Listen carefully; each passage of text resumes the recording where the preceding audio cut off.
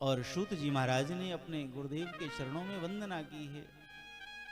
यम प्रव्रजंतमनुपेतमपेत कृत्यम द्वैपायनो विरह कातर आजुहाव पुत्रेति तन्मयतया तरवोभिनेदुः तम सर्वभूत हृदयं मुनिमानतोष्मि।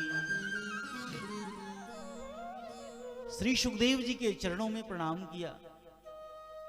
सुखदेव जी महाराज जो हैं, इनके जन्म की कथा जो है वह भी बड़ी विलक्षण है। सुखदेव जी महाराज जो हैं, यह भगवान कृष्ण के नित्य गोलोक धाम में निवास करते थे। राधा रानी को यह भगवान की मंगलमय कथा का गान करके सुनाते थे और राधा रानी जो हैं वह बड़े भाव से प्रेम से सुखदेव जी को अनार के दाने चुगाती थी।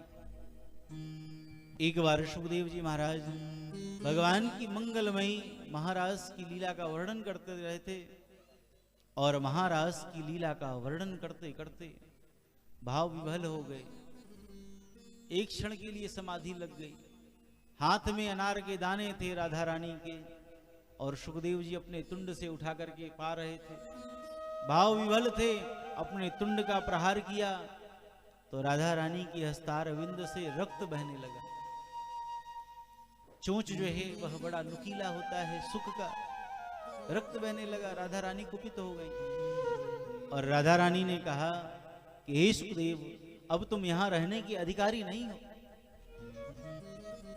अब यहां तुम रहने के अधिकारी नहीं।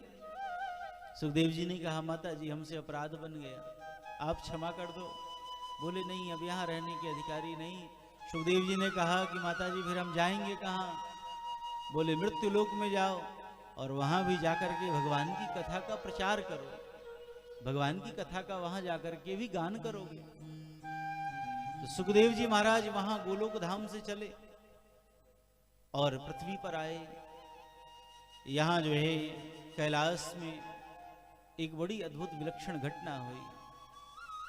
भगवान भूत भावन भोलेनाथ जो हैं वह समाधि में मस्त हैं, लीन हैं। इधर नारद जी महाराज का आगमन हुआ। पार्वती जी ने देखा तो नारद जी के चरणों में प्रणाम किया। गुरुदेव भगवान का आगमन हुआ है, हमारा परम सौभाग्य। आज गुरुदेव हमारे यहाँ पधारे। गुरुदेव के चरणों में अभिनंदन किया, वंदन किया, पूजन किया। नारद जी ने कहा कि पार्वती सब आनंद मंगल है। पार्वती जी ने कहा गुरुदेव आपकी कृपा है, आप जैसे गुरुदेव की कृपा है तो सब मंगल ही मंगल होगा। नारद जी ने कहा पार्वती एक बात बताओ, ये तुम्हारे जो स्वामी हैं भोलेनाथ, यह तुमसे भी कुछ कपट करते हैं, छल करते हैं। पार्वती जी ने कहा गुरुदेव वह तो हमसे बड़ा प्रेम करते हैं। अच्छा हाँ गुरुदेव, इतना प्रेम करते हैं कि उन्होंने अपना आधा शरीर ही हमें दे दिया। भगवान शिव जो हैं अर्धनारीश्वर हो गए, इतना हमसे प्रेम करते हैं। नारद जी ने कहा देवी तो एक बात बताओ, ये भोलेनाथ अपने गले में जो मुंडों की माला पहनते हैं, ये मुंड जो हैं किसके हैं तुमको पता है? किससे इतना प्रेम करते हैं कि जिसके मुंड की माला अपने गले में धारण करते हैं? पार्वती जी ने कहा गुरुदेव यह तो नहीं पता, हमने कभी पूछा नहीं और स्वामी ने कभी बताया नहीं। नारद जी जो है इतना कह करके वहां से तत्रैव अंतर्धीयते, अंतर्ध्यान हो गए। ये नारद जी महाराज जो हैं यह भगवान के ही अवतार हैं और भगवान के यह मानस अवतार हैं। भगवान को जो लीला करनी होती है नारद जी को प्रेरणा कर देते हैं। नारद जी उस लीला में सहायक बन जाते हैं। नारद जी महाराज जो हैं इतना कह करके वहां से अंतर्हित हुए और भगवान शिव की जब समाधि पूर्ण हुई, भगवान शिव जब लौटे, पार्वती मैया थोड़ी रूठ करके बैठी थी। भगवान शिव ने कहा देवी क्या बात है, आज कुछ मुख मलिन लग रहा है, क्या कारण है इस उदासी का? पार्वती जी ने कहा कि हे नाथ आप हमसे भी कपट करते हैं। शिव जी ने कहा आज तक हमने तुमसे कुछ भी नहीं छिपाया।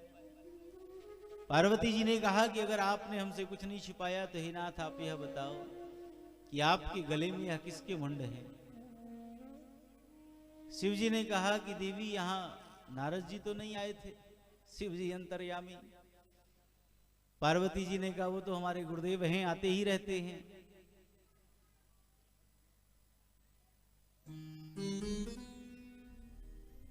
शिव जी ने कहा कि देवी यह मुंड जो है यह किसी और की नहीं है, यह मुंड जो है यह तुम्हारे ही है। जब जब तुम्हारा अवतार होता है, जन्म होता है, और जब शरीर पूरा होता है तो तुमसे मैं इतना प्रेम करता हूं कि तुम्हारे मुंड को मैं अपने गले में धारण कर लेता हूं। पार्वती जी ने कहा कि हे नाथ, तब तो आप और भी बड़े कपटी हैं। हमारे इतने अवतार हो गए और आपने कौन सी ऐसी बूटी पी रखी है कि आप ऐसे के ऐसे ही बने हैं? आपका यह शरीर ही नहीं पूरा हुआ, यह कैसा प्रेम?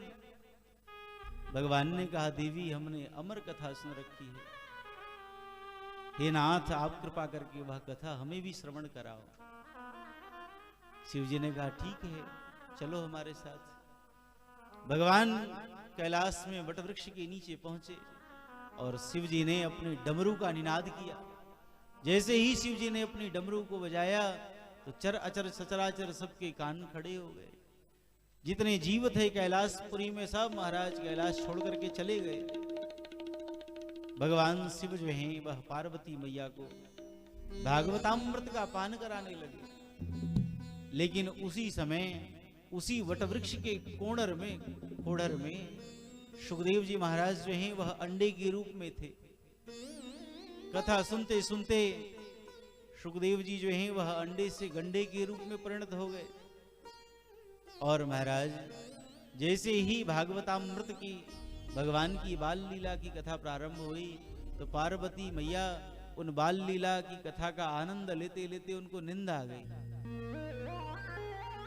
सुखदेव जी महाराज को लगा कि कथा में विक्षेप हो जाएगा, अगर कथा में हुंकार नहीं भरा गया तो सुखदेव जी हुंकार भरने लगे। और महाराज सारी कथा जो है भगवान शिव ने पूर्ण कर ली। जैसे पूर्ण हुई और शिव जी ने जयकार लगाया, बोलिए श्रीमद् भागवत महापुराण की जय। जैसे जयकारा लगा पार्वती मैया की समाधि टूट गई, निद्रा टूट गई। पार्वती जी ने कहा है नाथ अभी तो हम भगवान की बाल लीला सुन रहे थे। शिव जी ने कहा तो फिर यह कथा सुनी किसने, हुंकार कौन भर रहा था? और जैसे शिव जी ने अपने तीसरा नेत्र खोल करके देखा सुखदेव को तो त्रिशूल लेकर के मारने के लिए दौड़े। सुखदेव जी वहां से भगे हैं और उसी समय में व्यासदेव की पत्नी जो है वह भगवान सूर्य को अर्घ दे रही थी। उनको जम्हाई आई और सुखदेव जी महाराज उनके गर्भ में प्रवेश कर गए। मुख से गर्भ में प्रवेश कर गए और 16 वर्ष तक सुखदेव जी जो हैं अपनी मां के गर्भ में रहे, बाहर ही नहीं निकल रहे थे। एक दिन व्यासदेव जी ने अपनी पत्नी के उदर में अपना कान लगाया और वार्ता कर ली, कस्तुम कौन हो तुम, बाहर क्यों नहीं आते हो? तो भीतर से आवाज आई, हे पिताजी बाहर जो है वह भगवान नारायण की माया है। भगवान की माया ने सारे जगत को मोहित कर रखा है। विष्णोर माया भगवती यया सम्मोहितम जगत, सारे जगत को मोहित कर रखा है। जैसे हम बाहर आएंगे तो भगवान की माया हमें पकड़ लेगी, इसलिए हमको तो गर्भ में ही आनंद है। यद्यपि आप कथा सुनेंगे कल के प्रसंग में कपिल और देवहूति संवाद में भगवान कपिल कहते हैं कि हे मां गर्भवास समम दुखम न भूतो न भविष्यति। गर्भ में जीव को जितना दुख मिलता है उतना दुख न तो पहले कभी मिला था न बाद में कभी मिलेगा। इतना कष्ट प्राप्त होता है। ऐसे गर्भ में रह करके भी सुखदेव भगवान बाहर नहीं आना चाहते। क्यों? क्योंकि बाहर भगवान की माया है। हे पिताजी आप अपने तप से अगर माया के वेग को रोक ले तो मैं बाहर आ जाऊं। व्यास जी ने भगवान से प्रार्थना करी और उसी मंगलमय वेला में सुखदेव जी महाराज का प्राकट्य हुआ है। बोलिए सुखदेव जी महाराज की जय हो। सुखदेव जी महाराज का प्राकट्य हुआ और सुखदेव जी महाराज जो हैं जन्म लेने के बाद अभी नालक छेदन संस्कार भी नहीं हुआ था। ऐसे ही सुखदेव जी महाराज वन की तरफ भागने लगे। पीछे पीछे व्यास जी महाराज हा पुत्र हा पुत्र हा पुत्र करके दौड़ रहे हैं। सुखदेव जी महाराज वन में पहुंचे और सर्वभूत हृदय हो गए, वृक्ष में समाहित हो गए। तो वृक्षों से, लता पत्रों से भी हा पुत्र की ध्वनि आने लगी। व्यास जी ने कहा, ये हमारा पुत्र है और मैं इसके विरह में पुकार रहा हूं, तुम सब इस प्रकार से विलाप क्यों कर रहे हो? लता पत्रों से भी आवाज आती है, किसी न किसी जन्म में हमारा भी यह पुत्र रहा होगा। व्यास जी महाराज को ज्ञान हुआ और व्यास जी महाराज वापस लौट आए। ऐसे परम भागवत सुखदेव जी महाराज,